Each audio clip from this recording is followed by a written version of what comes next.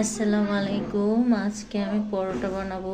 এখানে আমি আটা, সামান্য একটু চিনি, লবণ, তেল দিয়ে নিয়েছি। এখন এটা ভালো করে আমি মেখে নেব। আগে আটার গোলাটা করে নেব। দেখুন কিভাবে করি। এই যে অল্প অল্প করে পানি দিয়ে নিচ্ছি, হালকা কুসুম গরম পানি দিচ্ছি, কেননা হালকা কুসুম গরম পানি দিলে পরোটাটা নরম হয়, সে কারণে এখন পানি দিয়ে এটা ভালো করে মুখে নেব।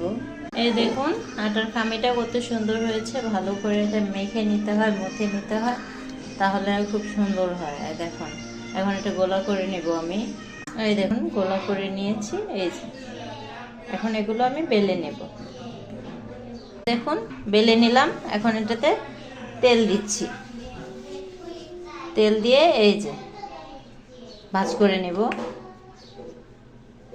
এই যে আসলে এক হাতে ফোন ধরে রেখেছি তো, আর এক হাতে করছি, সে কারণে সুন্দর হচ্ছে না। এই দেখুন এই যে এরকম করে সবগুলো করে নেব। এই যে সবগুলো গোল করা হয়ে গিয়েছে, এখন ভেজে নেব। এই যে প্যানটা বসিয়ে নিলাম। এই যে আমি পরোটাটা দিয়ে দিচ্ছি, এখন ভেজে নেব সুন্দর করে।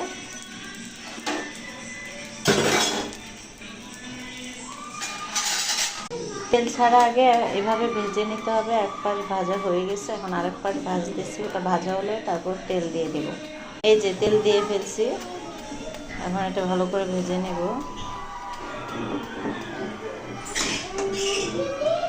চুলার আঁচটা একটু বাড়িয়ে দিলাম।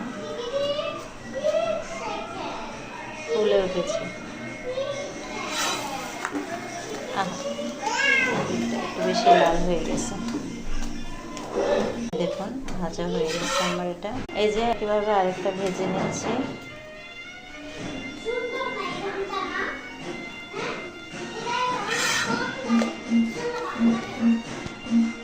তেল দিয়ে দিচ্ছি।